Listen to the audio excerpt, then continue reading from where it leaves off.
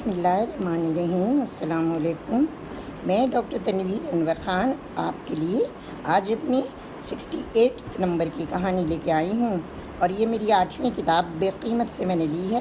بے قیمت کی ٹائٹل اسٹوری میں پہلے ہی لوڈ کر چکی ہوں جب میں ٹائٹل اسٹوریز لوڈ کر رہی تھی، تو اب یہ اس میں میرے 6 ناول ہیں جو میں دیگر یک کے بعد دیگر آپ کو سناؤں گی۔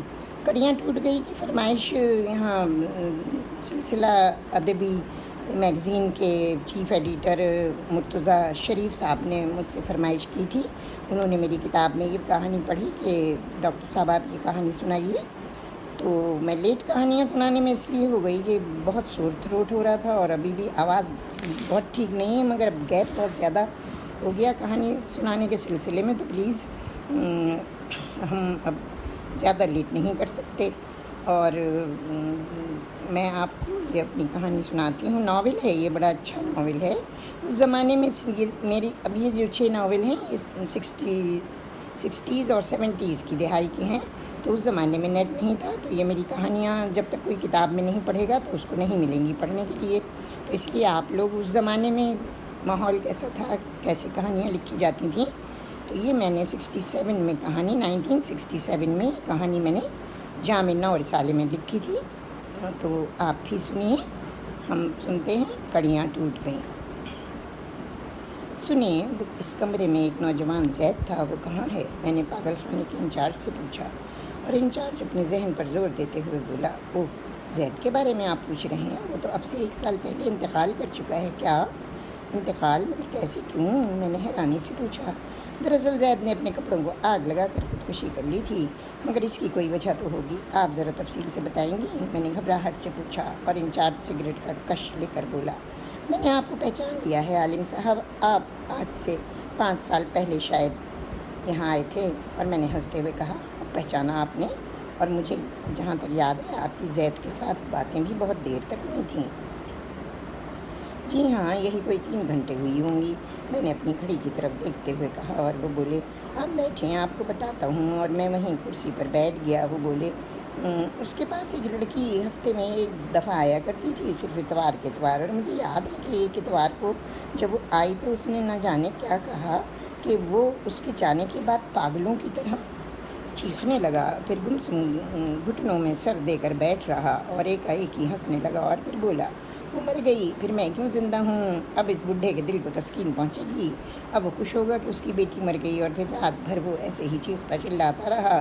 دوسرے دن نہ جانے کیسے اس نے کہیں سے ماچس حاصل کر لی اور اپنے کپڑوں اور بالوں میں آگ لگا لی۔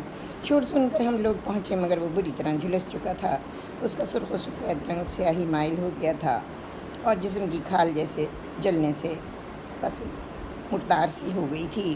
ہم نے اس کا علاج کرایا، مگر وہ اسی روز شام کو مر گیا۔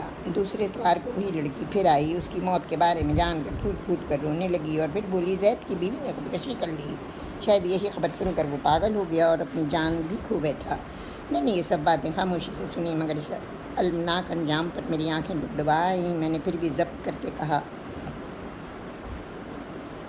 بس جناب، آپ کا بہت بہت شکریہ، اور وہاں سے تیز تیز قدم اٹھاتا ہوا میں باہر چلا آیا۔ باہر بس میں بیٹھے لڑکے میرا انتظار کر رہے تھے، غالباً میرے بس میں بیٹھتے ہی وہ چل پڑی۔ لڑکے مجھ سے نہ جانے کیا کیا سوالات کرتے رہے، مگر میں نے ان سب کو ٹال دیا اور کہا کہ بھئی تم لوگ کل کالج میں یہ سب سوالات کرنا، اس وقت میری طبیعت ٹھیک نہیں ہے۔ اور وہ بیچارے سب کے سب آپس میں باتوں میں مشغول ہو گئے۔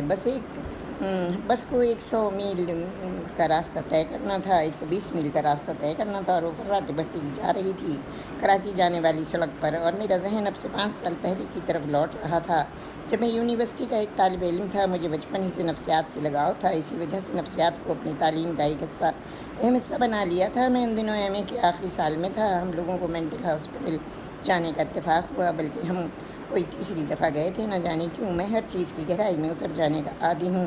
مینٹل ہاسپٹل میں بھی ہمیں مختلف مریضوں کو دیکھنے کا اتفاق ہوا۔ کچھ لوگ تو حقیقت میں پاگل تھے اور عجیب مضحک کا خیز باتیں اور حرکتیں کر رہے تھے، جن کو دیکھ کر ہنسی بھی آتی تھی اور صدمہ بھی ہوتا تھا۔ بعض جو بہت ہی خطرناک مریض تھے، ان کی تو پٹائی ہوتی تھی، تب کہیں جا کر وہ قابو میں آتے تھے۔ عورتوں کے سیکشن کا منظر نہایت تکلیف دہ تھا، خوبصورت خوبصورت بعض عورتیں ان سلاخوں کے پیچھے بند تھیں، کچھ تو بہت خطرناک پاگل قرار دے دی گئی تھیں اور کچھ کی امید تھی کہ تندرست ہو جائیں گی۔ بہرحال میں عورتوں کے سیکشن کی طرف زیادہ تو نہ رکا اور مردوں کے سیکشن کی طرف میں مختلف کمروں کے سامنے سے اپنے دو دوستوں کے ساتھ گزر رہا تھا۔ کچھ پاگل مریضوں کو میں نے بغور دیکھا اور نہ جانے کیوں مجھے اندازہ ہوا کہ یہ صرف تھوڑے دنوں کی محنت سے تندرست ہو سکتے ہیں، مگر افسوس کہ یہاں کے سرپرست لوگوں کا رویہ ان کے ساتھ بڑا ظالمانہ ہے۔ وہ ان کو ٹھیک کرنے کے بجائے ان کو خواہ مارتے ہیں۔ اسی بات کو پر تو میری وہاں کے انچارج سے بحث بھی ہو گئی تھی اچھی خاصی، مگر پھر معاملہ رفع دفع ہو گیا تھا۔ ایک کمرے کے سامنے سے میں گزرا تو ایک مریض نے مجھے آواز دی، ماچس ہوگی آپ کے پاس؟ اور میں رک گیا۔ کیوں نہیں، لیجیے، یہ رہی ماچس۔ میں نے ماچس اس کی طرف بڑھاتے ہوئے کہا، کیا سگریٹ بھی دوں؟ نہیں، وہ سختی سے بولا۔ پھر میں بغور اس کو دیکھتا رہا۔ اس نے ماچس کی تیلی ڈبیا سے نکالی، اسے جلایا اور جب روشن ہو گئی تو اس نے اسے ہاتھ سے ہوا دے کر بجھا دیا۔ دوسری تیلی کا بھی یہی اثر کیا اور تیسری تیلی کا بھی یہی اثر کیا۔ پھر ماچس اٹھا کر باہر پھینک دی۔ میں نے وہ ماچس اٹھا لی اور پھر سگریٹ پینے کے لیے جو ہی میں نے دیا سلائی جلائی، اس نے سلاخوں سے ہاتھ ڈال کر میری تیلی بھی بجھا دی اور بری طرح چیخنے لگا، اسے بجھا دو، میں جل جاؤں گا۔ اور میں نے اسے تسلی دی، نہیں تم گھبراؤ نہیں، میں اسے بجھائے دیتا ہوں، تم جلو گے نہیں۔ پھر وہ بولا، خدا کے لیے مجھے یہاں سے لے چلو، یہ لوگ مجھے مارتے ہیں۔ اور میں صرف مسکرا کر رہ گیا۔ وہاں کے ڈاکٹر سے میں نے کہا، ڈاکٹر، یہ آدمی تو جلد ٹھیک ہو سکتا ہے، بس صرف آگ کا ڈر اس کے ذہن سے دور کرنا ہے۔ غالباً آگ سے اس کی زندگی کا کوئی گہرا تعلق ہے، جبھی تو یہ اسے برداشت نہیں کر سکتا۔ وہ بولے، جی ہاں، واقعہ صرف اتنا ہے کہ ایک دفعہ یہ نوکری پر گیا ہوا تھا کہ پیچھے اس کی جھگی میں آگ لگ گئی۔ جب یہ آیا تو اس کے گھر سے آگ کے شعلے بلند ہو رہے تھے اور بیوی 2 بچوں کے سمیت جل چکی تھی۔ دوسری اور پڑوس کی جھوپڑیاں بھی جل گئی تھیں، مگر جانی نقصان نہ ہوا تھا۔ بس اسی وقت سے یہ گمسم ہو گیا اور اب جب بھی اسے آگ نظر آتی ہے تو وہ چیخنے لگتا ہے۔ جو بھی آتا ہے اس سے تیلی ضرور مانگتا ہے ماچس کی، اور پھر یہی حرکت کرتا ہے جو ابھی آپ کے سامنے کی ہے۔ اس کے محلے کے لوگ اسے پاگل خانے میں لا کر چھوڑ گئے اور اب اس کے رشتہ دار اکثر ملنے آتے رہتے ہیں۔ ہم بھی پوری کوشش کر رہے ہیں کہ یہ جلد صحت یاب ہو جائے۔ اور میں نے کہا، ڈاکٹر صاحب، مریضوں سے شفقت سے پیش آیا کریں، انہیں مارنا تو ظلم ہے۔ اور وہ ہنس کر بولی، بھائی کیا کروں، یہ اوپر کے لوگ مارا پیٹی کرتے ہیں جب بھی ان کا موقع لگتا ہے، ورنہ میں تو خود مخالف ہوں مار پیٹ کا۔ پھر اب ہم لوگ ایسے ہی آگے بڑھ گئے اور مجھے پیچھے سے آواز آئی، کیا آپ مجھ سے باتیں نہیں کریں گے؟ اور میں نے پلٹ کر دیکھا، ایک بہت ہی خوبرو نوجوان حسرت بھری نظروں سے ہماری طرف دیکھ رہا تھا۔ میں نے اس کے قریب جا کر کہا، کیوں نہیں، ہم تم سے ضرور بات کریں گے۔ اور وہ ہنس کر بولا، میں تو سمجھا تھا کہ آپ بھی مجھے پاگل سمجھ کر جا رہے ہیں۔ اور میں اس کی آنکھوں میں جھانکتے ہوئے بولا، مگر سنو، تم مجھے پاگل تو نہیں لگتے۔ اور وہ ڈاکٹر کی طرف اشارہ کرتے ہوئے بولا، آپ پہلے آدمی ہیں جنہوں نے مجھے پاگل نہیں سمجھا، ورنہ ڈاکٹر صاحب اور یہاں کے سارے لوگ مجھے پاگل سمجھتے ہیں۔ آنے جانے والے میرے مذاق اڑاتے ہیں۔ آپ اپنے ساتھیوں سے کہیں اور ان ڈاکٹر سے بھی کہ یہ چلے جائیں، مجھے یہاں کے ہر فرد سے نفرت ہے۔ اور میں نے ڈاکٹر کو الگ لے جا کر کہا، ڈاکٹر، میں اس مریض سے باتیں کرنا چاہتا ہوں۔ اور پھر ڈاکٹر اور میرے دونوں ساتھی چلے گئے۔ وہ بولا، آج میں آپ سے باتیں کرنا چاہتا ہوں، واقعی کیا آپ مجھے پاگل نہیں سمجھتے؟ اور میں نے ہنستے ہوئے کہا، نہیں بھائی، کہا نا تم مجھے پاگل نہیں لگتے۔ ہاں، تمہارا نام کیا ہے؟ زید، اس نے مختصر سا جواب دیا۔ اچھا نام ہے، میں نے مسکرا کر کہا۔ شکریہ، وہ سنجیدگی سے بولا، اور میں اس کی اس شائستگی پر حیران رہ گیا اور پوچھا، زید، تم تعلیم یافتہ معلوم ہوتے ہو، پھر یہاں کیسے آ گئے؟ مجھے اپنے بارے میں کچھ بتاؤ۔ وہ مسکرا کر بولا، آپ کا نام پوچھ سکتا ہوں؟ مجھے عالم کہتے ہیں۔ پھر وہ گویا ہوا، عالم صاحب، میں حسن اتفاق سے صرف میٹرک پاس ہوں اور تعلیم کی حسرت دل میں ہی میں رہ گئی اور شاید اب کبھی پوری بھی نہ ہو سکے۔ میں اپنے ناکردہ گناہوں کی سزا پا رہا ہوں، مگر شکوہ زبان پر نہیں لا سکتا۔ میری کہانی بہت طویل اور دردناک ہے، آپ کے پاس اتنا وقت کہاں ہے عالم صاحب جو مجھے آپ دے سکیں؟ اور میں نے دردمندانہ لہجے میں کہا، نہیں زید، تم سناؤ، میں تمہیں وقت دیتا ہوں، آج تمہاری پوری کہانی سن کر ہی جاؤں گا۔ اور پھر زید گویا ہوا، آج سے 10 سال پہلے کی بات ہے، میں نے میٹرک کا امتحان دیا تھا اور شہر سے واپس اپنے گاؤں آیا تو میرے بابا نے مجھ سے کہا، زید بیٹے، اب خدا کے فضل سے تم میٹرک پاس کر چکے ہو، میں اب گاؤں کا کام اکیلے سنبھال نہیں سکتا، تم کو بھی ہاتھ بٹانا ہوگا۔ مگر بابا ابھی تو میں اور پڑھنا چاہتا ہوں، میں نے کہا، اور بابا بولے بیٹے اب تو تمہیں اپنے بابا کے کاندھوں کا بوجھ ہلکا کرنا چاہیے، میری آنکھیں کسی وقت بھی بند ہو سکتی ہیں، دوسرے مجھ میں اب اتنی سخت نہیں جو تمہاری پڑھائی کا خرچ برداشت کر سکوں، ابھی تو بیٹے ہمیں راہینہ کی بھی ہاتھ پیلے کرنا ہے۔ اور میں یہ سب کچھ سن کر خاموش ہو رہا، پھر میں نے اپنی پڑھائی کو خیر بات کہہ دیا، میٹرک فرسٹ ڈویژن میں کیا تھا اور مجھے اپنی کامیابی پر خوشی تھی، ہم کوئی بہت بڑے زمیندار نہ تھے بلکہ ہمارا صرف ایک کھیت تھا جس پر ہماری گزر بسر تھی، میں بابا کے ساتھ ہی روز صبح کام پر چلا جاتا اور شام کو واپس آتا، مجھے وہاں خاصی محنت کرنا پڑتی تھی اور اس پریشانی کی وجہ سے ایک دیہاتی کو نوکر رکھ لیا تھا، وہ ان پڑھ جاہل تھا اور مجھ سے کہتا بابو جی آپ کام نہ کرو میں خود کر لوں گا، اس طرح مجھے آرام مل جاتا تھا، ہمارے کھیت میں محنت کی بدولت فصل اچھی آنے لگی تھی اور پھر 2 سال کے معمولی عرصے میں میں نے اپنے گھر وغیرہ کو بھی اچھا کر لیا تھا، راہینہ کے بیاہ کی بھی ساری تیاری کر لی تھی، راہینہ کو میں نے گھر ہی میں اچھا خاصا پڑھا لکھا دیا تھا، میں تقریباً ہر ہفتے شہر جاتا تو وہاں سے رسالے اور کتابیں خرید لاتا اور پھر ہم دونوں بہن بھائی انہیں رات گئے تک پڑھا کرتے تھے، راہینہ کی شادی اسی گاؤں کے ایک اچھے لڑکے دینوں سے طے کر دی تھی، اس نے شہر میں 8ویں جماعت تک پڑھا تھا مگر والد کی موت کے بعد اسے کھیت سنبھالنا پڑے، بہرحال میری راہینہ کی شادی خاصی دھوم دھام سے ہو گئی اور وہ اپنی سسرال میں بہت خوش رہنے لگی، میرے کاندھوں سے بھی ایک بوجھ ہلکا ہو گیا، فصل میں دن دگنی رات چوگنی ترقی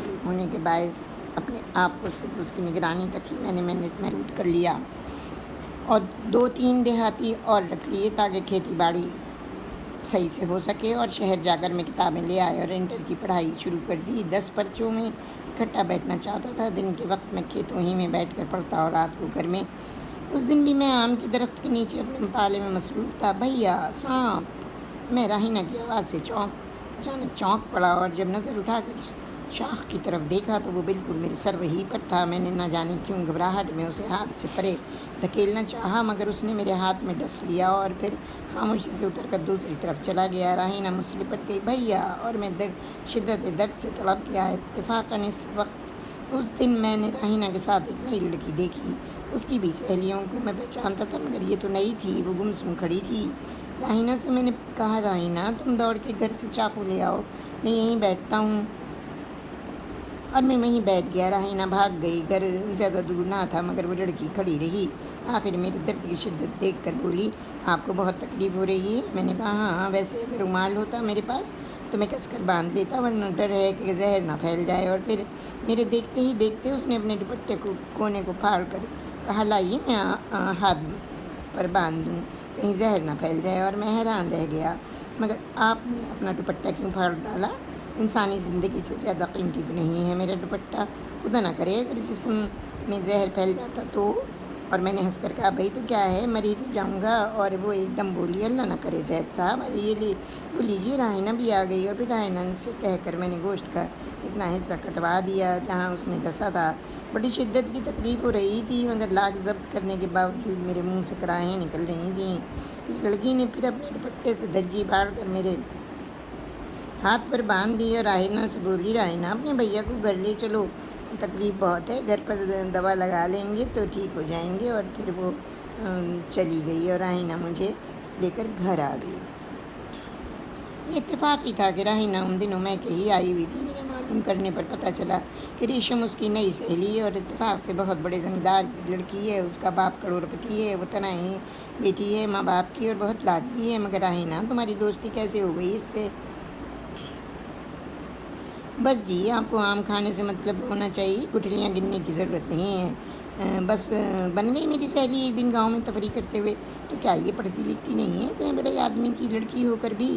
نہیں، اس سال پرائیویٹ میٹرک کا امتحان دینے کا ارادہ ہے، اماں اور دادی نانی بڑے پرانے خیالات کی ہیں، شہر بھیج کر پڑھانا بیٹیوں کو پسند نہیں کرتی ہیں، اسے گھر پر گاؤں کے ایک ماسٹر پڑھانے آتے ہیں، ارے وہی بھیا جو خود صرف FA پاس ہیں، اچھا تم راجو بابا کی بات کر رہی ہو، مگر راہینہ وہ بہت قابل ہیں، انہیں تم کسی سے کم نہ سمجھنا، اور راہینہ ہنستے ہوئے بولی، تو میں کب کہتی ہوں کہ وہ قابل نہیں ہیں، آخر ہمارے گاؤں کے اسکول کے مانے ہوئے استاد ہیں وہ، اور پھر اس واقعے کے 10-12 روز بعد میں پھر بیٹھا پڑھ رہا تھا کہ کسی کی ہنسی کی آواز آئی اور میں چونک پڑا، اوہ آپ؟ جی ہاں، ادھر سے گزر رہی تھی، سوچا آپ کی خیریت پوچھ لوں، اب کیسی ہے آپ کی طبیعت؟ ریشم نے پوچھا اور میں نے مسکرا کر کہا ٹھیک ہوں۔ وہ بڑی بے تکلفی سے وہیں میرے پاس پتھر پر بیٹھ گئی۔ یہ آپ دن رات پڑھا کرتے ہیں؟ جی نہیں گھبراتا آپ کا؟ نہیں، پڑھائی سے بھلا کس کا دل گھبرائے گا؟ علم تو بڑی اچھی چیز ہے، کیا آپ نہیں پڑھتی؟ میں نے پوچھا۔ زید صاحب مجھے پڑھائی کا شوق تو بہت ہے، مگر ہمارے گھر والے شہر بھیج کر پڑھانے کے قائل نہیں ہیں۔ یہیں ایک بوڑھے سے ماسٹر مجھے پڑھایا کرتے ہیں۔ اس سال میں میٹرک کا امتحان دے رہی ہوں۔ اچھی بات ہے۔ پھر تھوڑی دیر خاموش رہی۔ وہ اپنے دوپٹے کے کونوں کو بار بار انگلیوں میں لپیٹ کر نہ جانے کیا سوچ رہی تھی، پھر ایک دم بولی سنیں زید صاحب آپ مجھے پڑھا دیا کریں نا۔ اور میں بوکھلا گیا۔ مگر ریشم صاحبہ آپ کے اوپر تو پابندیاں ہیں، میں بھلا کیسے آپ کو پڑھا سکتا ہوں؟ وہ ہنستے ہوئے بولی زید صاحب پہلے پابندیاں تھیں، اب تو میں سمجھدار ہو گئی ہوں، اچھا برا خود سمجھ سکتی ہوں، مگر اب اوپر کسی کی پابندی نہیں ہے اب میرے اوپر۔ اور میں نے کہا اس سے پہلے تو میں نے آپ کو کبھی اس گاؤں میں نہیں دیکھا۔ ہاں میں دوسرے گاؤں کی طرف سیر کو نکل جاتی تھی، ایک دفعہ ادھر آنے کے لیے اپنی نوکرانی کے ساتھ تو راہینہ سے ملاقات ہو گئی، مجھے وہ بہت پسند آئی اور دوستی ہو گئی۔ پھر آپ سے ملاقات ہوئی، ہائے سچ اس دن تو میں ڈر ہی گئی تھی زید صاحب، اگر خدا نہ کرے کچھ ہو جاتا آپ کو تو۔ اور میں صرف مسکرا کر رہ گیا۔ آپ کی نوکرانی کہاں ہے؟ وہیں کہیں پیڑ کے نیچے بیٹھی اونگ رہی ہوگی۔ پھر ایک دم بولی تو بولیے نا زید صاحب، پڑھائیں گے نا آپ مجھ کو؟ مگر ریشم صاحبہ، اور اس سے پہلے کہ میں کچھ اور کہتا یہ کہتی بھی بھاگ گئی۔ کل سے میں پڑھنے آؤں گی، امتحان میں صرف 6 مارے گئے ہیں۔ دوسرے دن وہ واقعی اپنی کتابوں کو سمیٹ کر آ گئی۔ میں اس جگہ اسے ملا، وہ کتابیں میرے سامنے پٹک کر بولی لیجیے ماسٹر صاحب، آج سے ہم آپ کے شاگرد ہو گئے۔ ہاں یہ مٹھائی لیں، اب ہم آپ کے شاگرد ٹھہرے تو آپ ہمیں صرف ریشم کہیں گے، اور اگر اجازت دیں تو ہم بھی آپ کو صرف زید کہیں، کیونکہ آپ عمر میں ہم سے زیادہ بڑے تو نہ ہوں گے۔ اور میں اس کی بے باکی پر حیران تھا۔ آخر کہا ریشم واقعی بڑی بے باک ہو، اس قدر جلدی اتنی بے تکلفی؟ جی ہاں، ہم تکلف کے قائل نہیں ہیں۔ اچھا، میں نے مسکرا کر جواب دیا اور پھر اسے پڑھانے لگا۔ وہ خاصی ذہین تھی، جلدی سب کچھ سمجھ جاتی، روزانہ آنا اس کا معمول ہو گیا تھا، اور میں محسوس کر رہا تھا کہ وہ مجھے بہت زیادہ چاہنے لگی ہے۔ میری بھی یہی کیفیت تھی، مگر میری کبھی کچھ کہنے کی ہمت ہی نہ پڑی۔ میں عموماً دن کے 3-4 بجے سے شام 6-7 بجے تک پڑھتا تھا، اسے پڑھاتا تھا، صبح سے دوپہر تک کھیت جاتا تھا۔ ایک دن مجھے وہاں دیر ہو گئی۔ جب میں مخصوص جگہ پر پہنچا تو دیکھا وہ پتھر پر اداس بیٹھی ہے۔ میں نے اسے آواز دی ریشم، مگر وہ نہ بولی۔ ریشم کیا ناراض ہو گئی مجھ سے؟ نہیں، بڑے خوش ہوں، آپ بہت جلدی آئے ہیں نا۔ کیا کروں ریشم، خود ہی کنواں کھودنا اور خود ہی پانی پینا ہے، اگر کھیتوں کو نہ دیکھوں، کام کی نگرانی نہ کروں تو ہمارا پیٹ کہاں سے پلے گا؟ اور وہ ناراضگی دور کرتے ہوئے بولی زید، میں نے بابا سے تمہارا ذکر کیا ہے اور وہ راضی ہو گئے ہیں کہ تم مجھے گھر پر آ کر پڑھا دیا کرو۔ میں نے انہیں راضی کر لیا ہے ریشم، مگر میں نے حیرانی سے کہا اگر مگر کچھ بھی نہیں زید، میں نے بابا سے کہا ہے کہ زید بہت بڑا آدمی ہے، بہت بڑے زمیندار کا بیٹا ہے اور میری سہیلی کا بھائی ہے۔ ریشم تم نے یہ جھوٹ کیوں بولا؟ میں بڑے زمیندار کا بیٹا ہوں؟ اور وہ میرے کاندھے پر سر کر بولی زید، میری نظر میں تم بہت بڑے ہو، تم سمجھتے کیوں نہیں زید؟ میں تم سے سب کچھ تو نہیں کہہ سکتی، مگر ریشم ہمیں حقیقت کو بھی تو نہیں بھولنا چاہیے، مجھے اس بات پر بھی تو قابو رکھنا چاہیے۔ اور وہ میرے کاندھے سے جدا ہو کر بولی زید، تم کل سے مجھے پڑھانے آؤ گے، اور ہاں بابا تم کو پیسے بھی دیا کریں گے، مجھے پڑھانے کے 200 روپے۔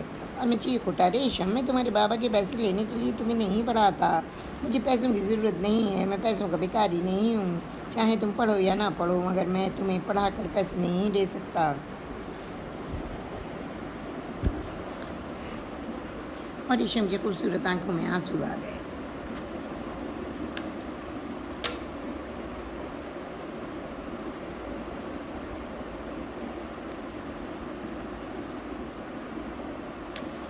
زید تم ناراض ہو گئے، مجھے معاف کر دو، دیکھو تم نہیں سمجھتے، میں تو تم سے مفت پڑھ سکتی ہوں، پر وہاں نہیں، تم چاہیں پیسے لے کر بابا سے مجھے دے دینا، دے دیا کرنا، مگر ان سے لے لینا۔ اور میں اس بات پر راضی ہو گیا۔ دوسرے دن وہ اپنی موٹر میں آئی اور مجھے اپنے ساتھ لے گئی۔ قریبی گاؤں میں اس کا محل نما گھر تھا، میں نے تو کبھی خواب میں بھی اتنا عالیشان مکان نہ دیکھا تھا، ہر چیز سے آراستہ و پاراستہ۔ اس نے اپنے بابا سے میرا تعارف کرایا اور وہ بھی مجھ سے مل کر بہت خوش ہوئے۔ پھر میرا روزانہ کا معمول بن گیا، ریشم نہ آتی بلکہ گاڑی بھیج دیتی اور میں چلا جاتا۔ راہینہ کو بھی گاہے گاہے میری باتوں کا علم ہوتا رہا، راہینہ بھی ریشم کے گھر جاتی تھی اور دونوں بہت ہی پیاری سہیلیاں بن گئی تھیں۔ ایک دن میں صبح کھیتوں میں کام کر رہا تھا، کسی نے کسی نے چپکے سے آنکھیں بند کر لیں اور میں نے ہولے سے کہا راہینہ۔ وہ آنکھوں پر سے ہاتھ ہٹا کر بولی کیوں جی، صرف راہینہ ہی ہو سکتی اور کوئی کیوں نہیں؟ اور میں ریشم کے سراپوں کو دیکھتا ہی رہ گیا۔ وہ ہمیشہ ہی شلوار قمیض پہنا کرتی تھی، مگر آج وہ لہنگا چولی پہنی تھی، سر پر سرخ رنگ کی چنڈی تھی۔ میرے منہ سے بے اختیار نکلا ماشاء اللہ، یہ انقلاب! اور وہ ہنس پڑی، کیوں اچھی نہیں لگ رہی کیا میں ان کپڑوں میں؟ اور میں نے شرارتاً کہا روزانہ سے کہیں زیادہ اچھی لگ رہی ہوں، مگر یہ تو بتاؤ یہ سوجی کیا تمہیں ان کپڑوں کی؟ وہ بولی راہینہ نے تحفہ دیا ہے، ویسے میں خود بھی سوچتی ہوں کہ گاؤں میں رہ کر ایسے ہی کپڑے پہنا کروں گی، یہ بہت سادہ ہوتے ہیں۔ اچھا، میں نے اس سے کہا، اور وہ بولی ہاں زید بابا کو بھی پسند آئے اور میں نے ان سے ضد کر کے ایسے کپڑے بنانے کے لیے کہا ہے، پر وہ کہتے ہیں کہ بیٹی یہ تو صرف دیہاتی لوگوں کو ہی زیب دیتے ہیں، تم جیسی اونچے گھرانوں کی لڑکیوں کو نہیں۔ اور میں نے سنجیدگی سے کہا ہاں ریشم، یہ تمہارے پہننے کے کپڑے نہیں، یہ تو ہم غریب بہو بیٹیوں ہی کے لیے ہیں، راہینہ کو تمہیں ایسا تحفہ دینا ہی نہیں چاہیے تھا۔ زید میرے یہ مطلب تو نہیں تھا، مجھے تو ایسے کپڑے پہننے کا گمان بھی نہیں تھا، مگر اب زید مجھے عادت ڈالنا ہی چاہیے ایسے کپڑے پہننے کی۔ دیکھو نا یہ کھیتوں میں ان کپڑوں میں ملبوس کام کرتی ہوئی عورتیں کتنی اچھی لگ رہی ہیں، ان کا حسن، ان کی سادگی کتنی بھلی لگتی ہے، کوئی بناوٹ نہیں، کوئی تصنع نہیں ان کے حسن میں۔ مگر زید بڑے لوگوں کے تو بڑے نخرے ہوتے ہیں، بڑے نفاست پسند بنتے ہیں، مجھے نہ جانے کیوں وہ زندگی پسند نہیں۔ کاش میں بھی راہینہ جیسی زندگی گزار سکوں۔ جب اس کا شوہر کھیتوں پہ کام کرنے جاتا ہے تو وہ دوپہر کو چلچلاتی دھوپ میں اس کے لیے کھانا لے کر جاتی ہے اور کس قدر محبت سے اسے اپنے ہاتھ سے کھلاتی ہے۔ کتنا سکھ ہے تم لوگوں کے ان ننھے منھے کھیتوں میں۔ اور میں بولا ریشم، غریبوں کا سرمایہ یہی محبت تو ہے، اگر یہ بھی نہ ہو تو ہم مر جائیں گے۔ پھر تم تو ایک بڑے باپ کی بیٹی ہو، کیوں کر اپنے ایسے چھوٹے خواب دیکھتی ہو؟ مگر زید مجھے وہ زندگی نہ جانے کیوں پسند نہیں ہے، اگلی جھوپڑیوں میں رہنے والے محلوں کے خواب دیکھیں اور محلوں میں رہنے والے جھوپڑیوں کے۔ سچ ریشم، تم ہی ایک انوکھی لڑکی کو میں نے ایسے خواب دیکھتے ہوئے پایا ہے۔ اور پھر ریشم چلی گئی اور پھر نہ جانے کیوں وہ روزانہ 10-11 بجے کے قریب آتی اور میرے لیے بہت کچھ کھانے پینے کو لاتی۔ میں اسے منع بھی کرتا پر وہ ایک نہ مانتی، وہ اپنی گاڑی کو بہت دور روک لیتی اور پھر اتنی دور سے پیدل آتی ننگے پیر۔ ایک دن وہ بھاگی بھاگی میرے پاس آ کر گر پڑی۔ زید، میں پریشان ہو گیا، کیا ہوا ریشم؟ زید، سارے پیر لہو لہان ہو گئے، آج میں دوسری طرف سے آئی، وہاں بڑے بڑے کانٹے پڑے ہیں۔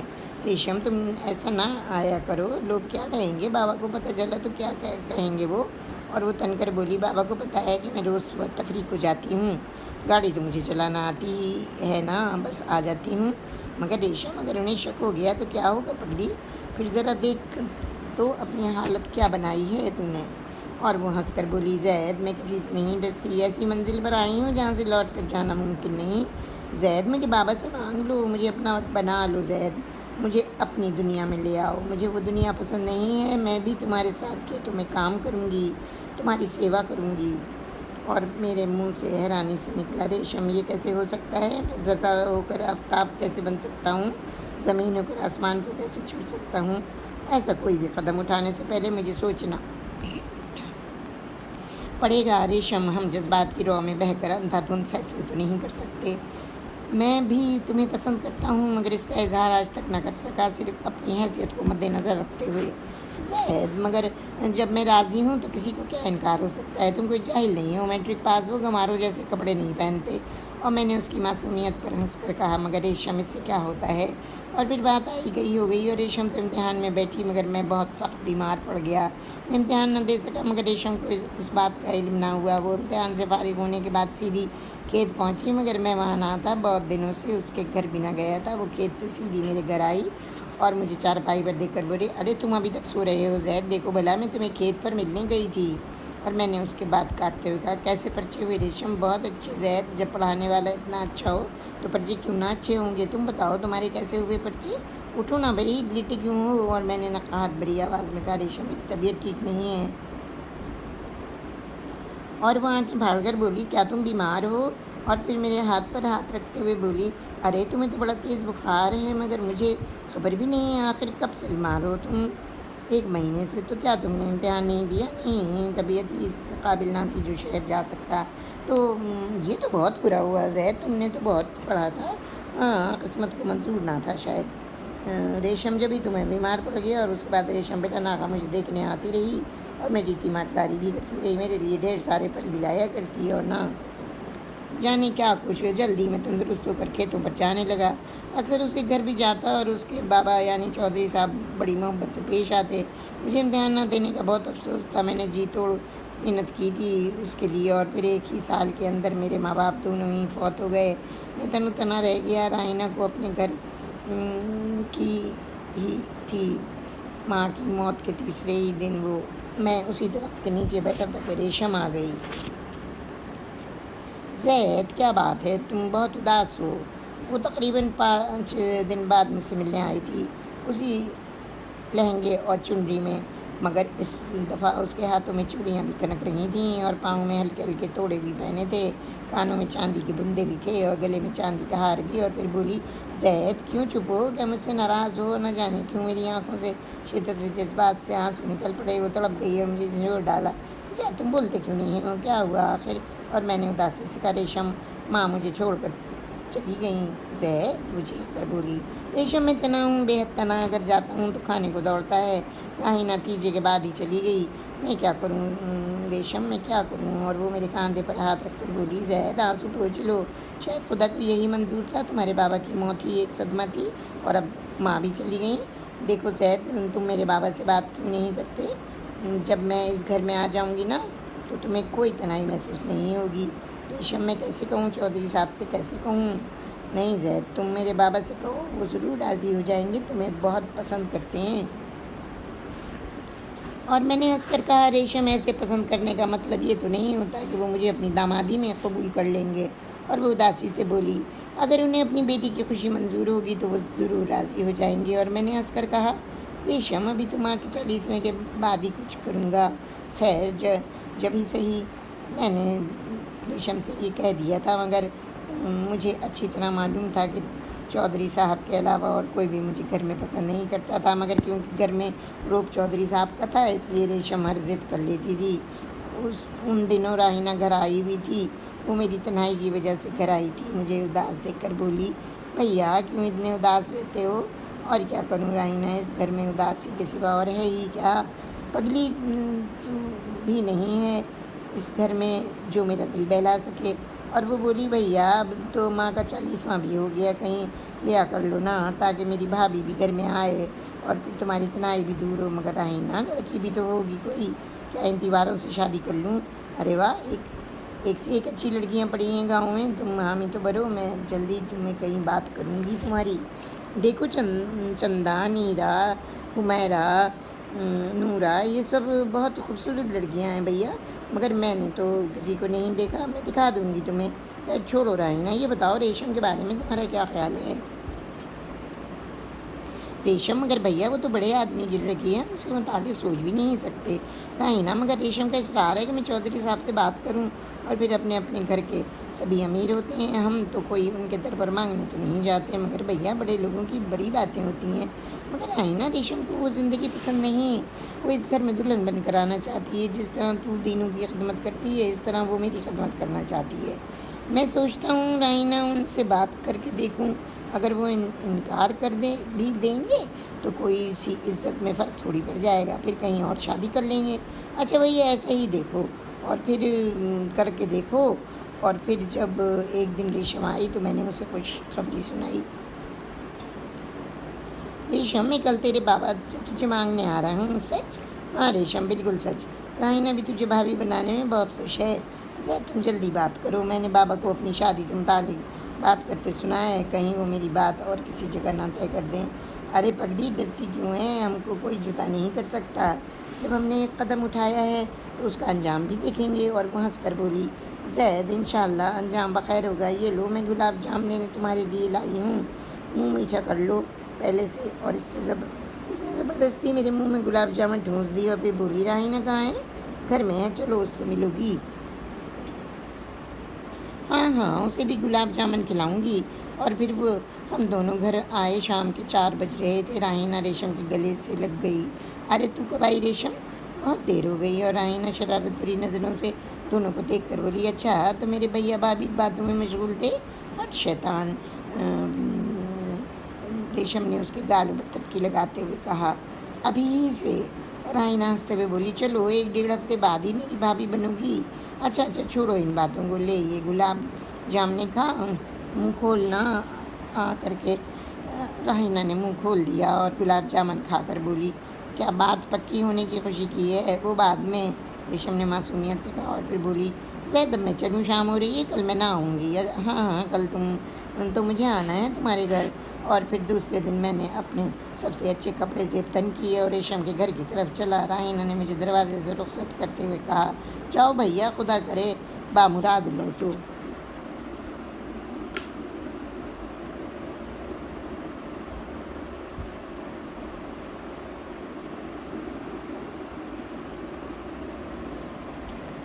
آمین بھی تو کہو۔ اور اس نے ہنس کر آمین کہہ دیا۔ میں نے تھوڑی دور چل کر ایک تانگا کر لیا اور ریشم کے گھر پہنچا۔ سجے سجائے ڈرائنگ روم میں بیٹھا اندر سے نہ جانے کیوں کانپ رہا تھا، خدا جانے کیا ہونے والا تھا۔ چودھری صاحب کی گفتگو ہی پر ریشم اور میری زندگی کا دار و مدار تھا۔ ریشم اور چودھری صاحب دونوں ہی سے میں محو گفتگو رہا۔ پھر میں نے موقع دیکھ کر کہا، چودھری صاحب میں آپ سے کچھ تنہائی میں بات کرنا چاہتا ہوں۔ اور چودھری صاحب نے ریشم سے کہا، ریشم بیٹی تم دوسرے کمرے میں چلی جاؤ۔ ریشم چلی گئی۔ وہ بولے، کہو زید بیٹی کیا بات ہے؟ جی وہ بہت ضروری باتیں ہیں، میری زندگی سے ان کا تعلق ہے۔ صاف کہو، پیسوں کی ضرورت ہے کیا؟ جی نہیں تو دراصل میں آپ سے کے پاس ایک درخواست لے کے آئی ہوں، پر کہو بھی تو۔ ان کی روبدار آواز میرے کانوں سے ٹکرائی۔ آپ کو معلوم ہے چودھری صاحب، میرے ماں باپ دونوں فوت ہو چکے ہیں اور اب میں اپنے گھر میں بالکل تنہا ہوں۔ میں چاہتا ہوں کہ شادی کر لوں، اگر آپ ریشم کو مجھے دے سکیں تو عنایت ہوگی۔ اور پھر جیسے انقلاب آ گیا، ان کی گرجدار آواز میری سماعت سے ٹکرائی۔ کیا بکتے ہو زید؟ میں پوچھتا ہوں تمہاری اتنی ہمت کیسے ہوئی جو تم نے ریشم کی طرف آنکھ اٹھا کر بھی دیکھا؟ ہمارے ہی ٹکڑوں پر پلنے والے ہمیں سے ہی درخواست کرتے ہیں۔ چودھری صاحب آپ ناراض نہ ہوں، ٹھنڈے دل سے سوچیں۔ میں نے تو صرف درخواست کی ہے، ریشم مجھے پسند تھی اس لیے یہ قدم اٹھایا، وہ بھی مجھے پسند کرتی ہے، یہ تو آپ کی لڑکی کے مستقبل کا بھی سوال ہے۔ تم کون ہوتے ہو میری لڑکی کے مستقبل کے بارے میں سوچنے والے؟ تمہارا اس کا کوئی جوڑ نہیں ہے، مخمل میں ٹاٹ کا پیوند بھلا کہاں لگ سکتا ہے؟ جاؤ صاحبزادے، ریشم کا خیال بھی اپنے دل سے نکال دو، میں اس کی جلد ہی کہیں شادی کرنے والا ہوں۔ اور ہاں یا اتنا یاد رکھو، اپنی اوقات دیکھ کر بات کیا کرو۔ تم پر ہمارے بہت احسانات ہیں، تم ہماری لڑکی کو پڑھاتے رہے ہو، اس کے بدلے میں 200 روپے بھی پاتے رہے ہو، ہم پر تمہارا کوئی احسان نہیں۔ اور میں نے سوچتے ہوئے کہا، معاف کیجیے گا چودھری صاحب، میرے اوپر بھی آپ کا کوئی احسان نہیں۔ آپ کی دی ہوئی تمام رقم ریشم کے پاس محفوظ ہے، آپ اسے لے سکتے ہیں۔ کوئی انسان کسی کو نہیں پال سکتا، صرف خدا ہی پالتا ہے۔ بخدا اگر انسانوں کے ہاتھ میں رزق دینا ہوتا تو غریبوں کو تو بے موت مار دیتے۔ میں کہتا ہوا نکل گیا میرے گھر سے، اور اب کبھی آپ کے گھر میں قدم نہیں رکھوں گا۔ تم نے میری ریشم کو گمراہ کیا، وہ ایسی تو نہ تھی۔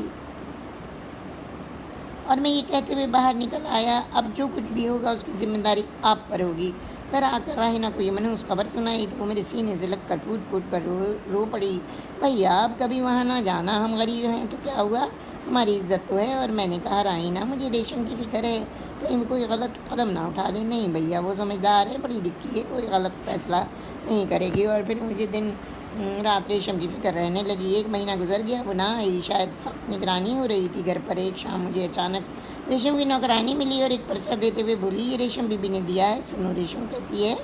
مجھے دیر ہو رہی ہے بابو، وقت تھوڑا ہے، اس چٹھی میں پڑھ لیں۔ وہ غالباً تانگے پر آئی تھی۔ میں نے خط کھولا، زید تم آج رات 9 بجے میرے گھر کے پیچھے والے باغ میں ملو، مجھے تم سے ڈھیر سی باتیں کرنا ہے۔ میری نوکرانی چمپا میری رازداں ہے، اسے تمہارے پاس بھیج رہی ہوں، دیکھو ضرور آنا، منتظر ریشم۔ اور میں اسی وقت اس کے گھر کی طرف پیدل چل دیا۔ کافی انتظار کے بعد آخرکار مجھے پیڑوں میں کچھ آہٹ محسوس ہوئی اور پھر ریشم کی آواز آئی،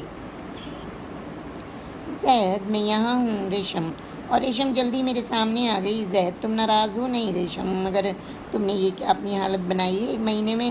اور وہ اداسی سے بولی، زید گھر والوں کی بڑی کڑی نگرانی ہو گئی ہے، میں کہیں نہ آ سکتی ہوں نہ جا سکتی ہوں، مگر زید میں ایسے زندہ بھی نہیں رہ سکتی۔ گھر والے میری شادی کہیں اور کرنا چاہتے ہیں، مگر میں نے فیصلہ کر لیا ہے کہ شادی کہیں نہ کروں گی۔ نہیں ریشم، تم شادی کر لو۔ زید یہ نہیں ہو سکتا، میں تمہیں اس حالت میں نہیں دیکھ سکتی، میں پاگل ہو جاؤں گی، مجھے اپنا بنا لو زید، مجھے دور لے چلو، مجھے گھر میں سب سے نفرت ہے، مجھے دولت سے نفرت ہے، میں کیا کروں، بتاؤ میں کیا کروں؟ اور پھر اس کے بعد ہم دونوں ایسے ہی اکثر راتوں کو ملتے رہتے۔ وہ میرے ساتھ چلنے کو کہتی مگر میں اسے روک دیتا۔ ریشم، اس سے بہت بڑی بدنامی ہوگی۔ مجھے پرواہ نہیں ہے زید، مجھے پرواہ ہے نہیں۔ اور پھر ہماری ان ملاقاتوں کا بھی سلسلہ ختم ہو گیا۔ اس کی ماں کو کسی طرح معلوم ہو گیا کہ وہ رات کو اکثر غائب رہتی ہے۔ پھر راہینہ کا بھی ریشم کے گھر جانا بند ہو گیا تھا۔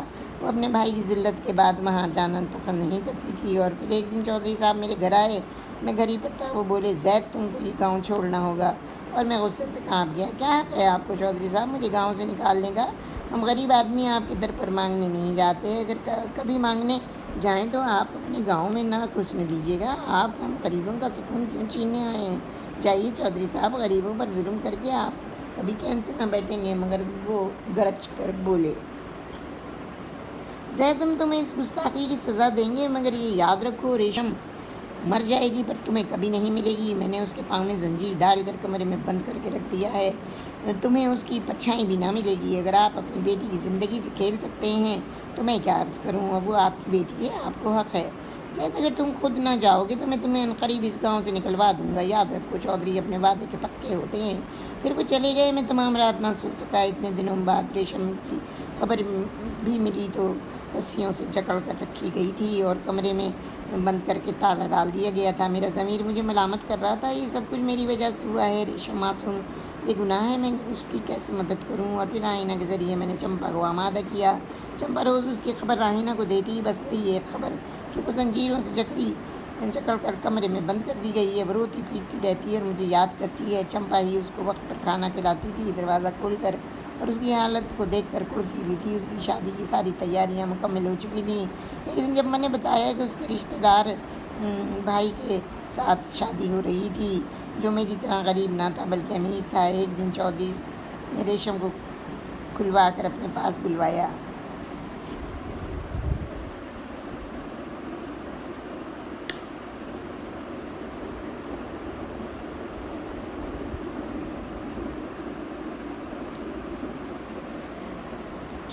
ریشم، غالباً تقریب پہنچنے کے بعد تم سنبھل چکی ہوگی اور زید کا خیال بھول چکی ہوگی۔ بیٹی ذرا سوچو، مجھے تم پر یہ ظلم کرتے بڑا اچھا لگتا ہے۔ تم میری اکلوتی بیٹی ہو، میری جان سے زیادہ عزیز ہو بیٹی۔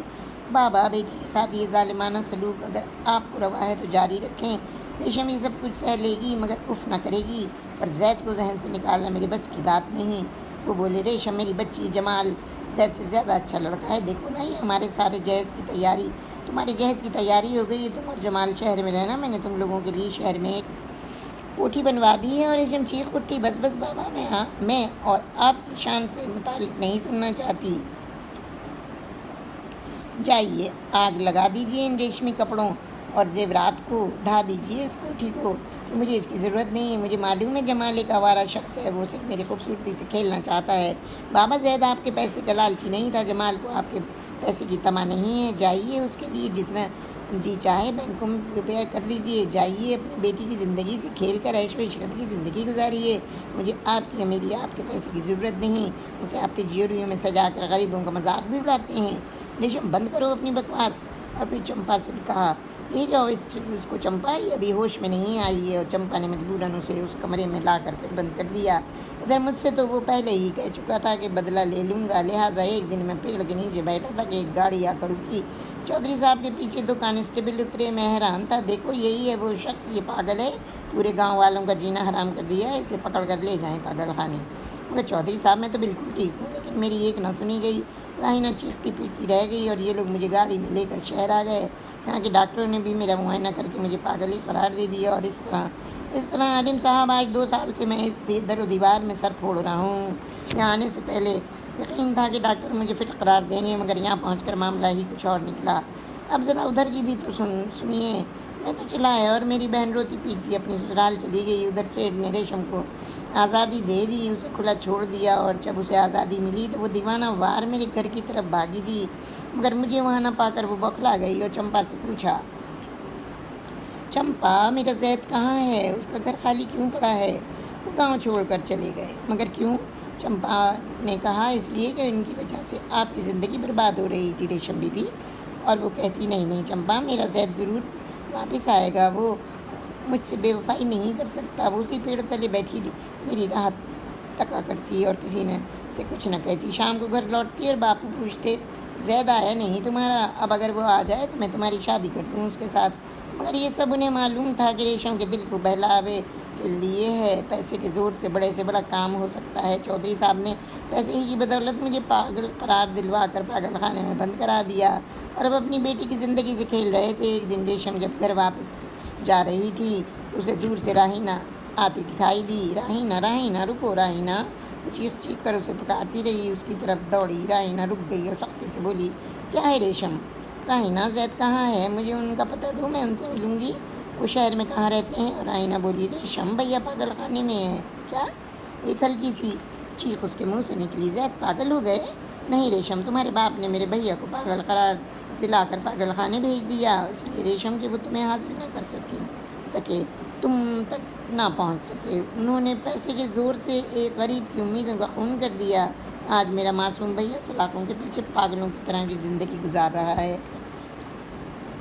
اس کو وہاں مار پڑتی ہے، کوڑے پڑتے ہیں، اور تمہارا باپ عیش و عشرت کی زندگی گزار رہا ہے۔ اور ریشم چیخ کر بولی، یہ نہیں ہو سکتا، میں یہ ظلم برداشت نہیں کر سکتی۔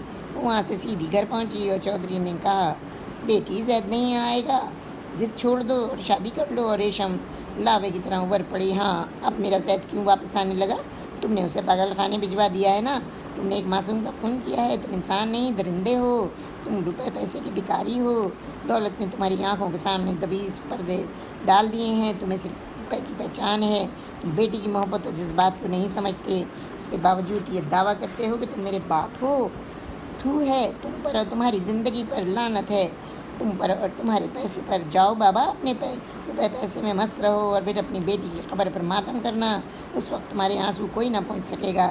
تم نے میرے زید کو یہاں سے نکال کر مجھے آزادی دی، تم نے میرے زید کو زبردستی پاگل خانے بھیجا، نہ جانے وہ کیسا ہوگا، اس پر کوڑے برسائے جاتے ہیں اور تم یہاں خوش ہو۔ مگر یاد رکھنا بابا، یہ تمہاری جیت نہیں، سب سے بڑی شکست ہے۔